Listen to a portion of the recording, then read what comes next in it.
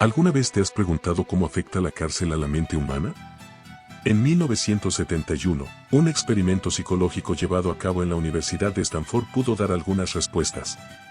Conocido como el experimento de la cárcel de Stanford, este estudio puso a prueba la naturaleza humana en un ambiente controlado de cárcel simulada. En el experimento, estudiantes universitarios voluntarios se dividieron en dos grupos, guardias y prisioneros. Los guardias se vistieron con uniformes y se les dio autoridad total sobre los prisioneros.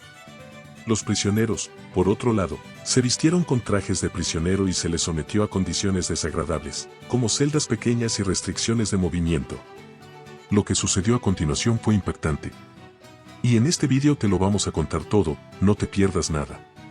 La planificación.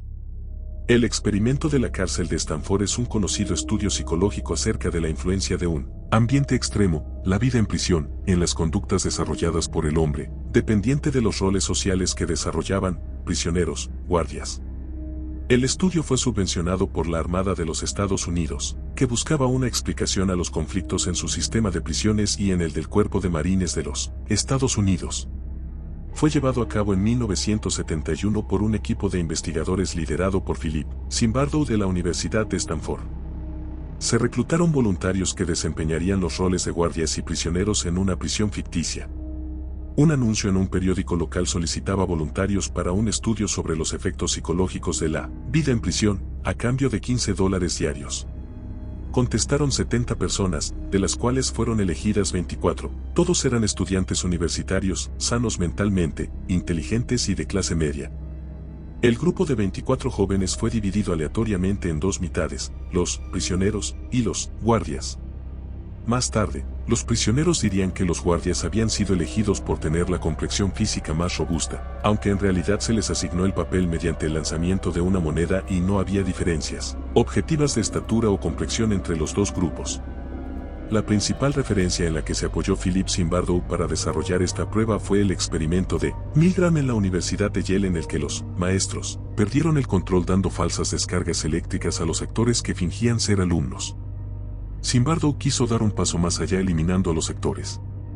Solo él, actuando como superintendente, y un colaborador asumiendo el papel de alcaide se encargarían de vigilar el experimento.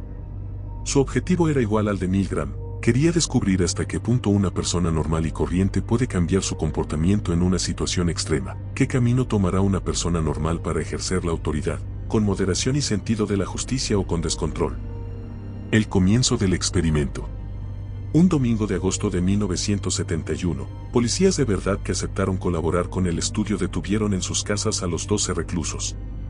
El objetivo era que todos los participantes tuvieran la sensación de encontrarse realmente presos en una cárcel. Por su parte, los guardias no recibieron ninguna formación específica, tan solo tuvieron una reunión de orientación, pero se les dio libertad, dentro de unos límites, para mantener la ley y el orden en el interior de la prisión. Sin violencia. Nada más llegar a la cárcel, los reclusos fueron desnudados, recibieron un uniforme que parecía un vestido, se les ató una cadena al tobillo y se les puso un gorro en la cabeza. Además, se les dio un número, no pudiendo decir su verdadero nombre. El primer día de experimento no pasó nada, pero a la mañana del segundo día se produjo una rebelión entre los reclusos que hicieron barricadas en las celdas, colocando las camas contra la puerta, quitándose además los gorros y los números. Fue el inicio del conflicto que derivaría 5 días más tarde en la cancelación del experimento. Los guardias usaron todo tipo de estrategias para retomar el control de la situación, desde amenazar con un extintor hasta crear celdas de privilegio, castigar a los cabecillas de la rebelión desnudándolos y quitándoles la comida. Con ello consiguieron empezar a dividir a los reclusos, que ya no actuaron como grupo. Entre los guardias se distinguían diferentes actitudes. Estaban los duros, pero justos, los colegas, que hacían favores a los reclusos. Y luego estaba Adek, un guardia demasiado metido en su papel que humilló repetidamente a los presos. Por el lado de los reclusos, también había diferentes tipos según Zimbardo. 4 de ellos tuvieron crisis nerviosas, incluyendo una erupción psicosomática por todo el cuerpo. Otros actuaron con buenos reclusos, haciendo todo lo que los guardas les ordenaban. Y luego estaban 5.401 y 416. El primero de ellos fue desenmascarado por Zimbardo y sus colaboradores después de leer el correo que recibían los reclusos en el que se descubrió que era un activista radical y que pretendía vender la historia a un periódico clandestino creyendo que era un experimento del gobierno para controlar a estudiantes radicales. Se desconoce hasta qué punto 5401 sufrió la ira de los guardias de Zimbardo por este descubrimiento. Por su parte, 416 llegó a última hora para sustituir a un recluso que abandonó el experimento y se enfrentó al horror de golpe.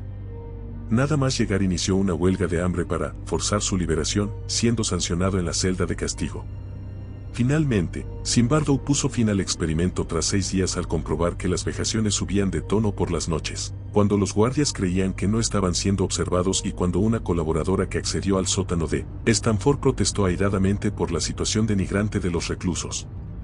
Cuando el prisionero 416 se puso en huelga de hambre y fue castigado, los guardias ofrecieron al resto de reclusos una alternativa para sacarlo de la celda de castigo a cambio de entregar sus mantas. Nadie entregó su manta para que el compañero fuera liberado. Este es tan solo uno de los muchos ejemplos que Zimbardo citó como conclusión para su estudio, reforzando la idea del experimento de Milgram. Cualquier persona puede comportarse de forma despiadada si se encuentra en una situación crítica y que cualquier persona puede derrumbarse psicológicamente sometida a una gran presión.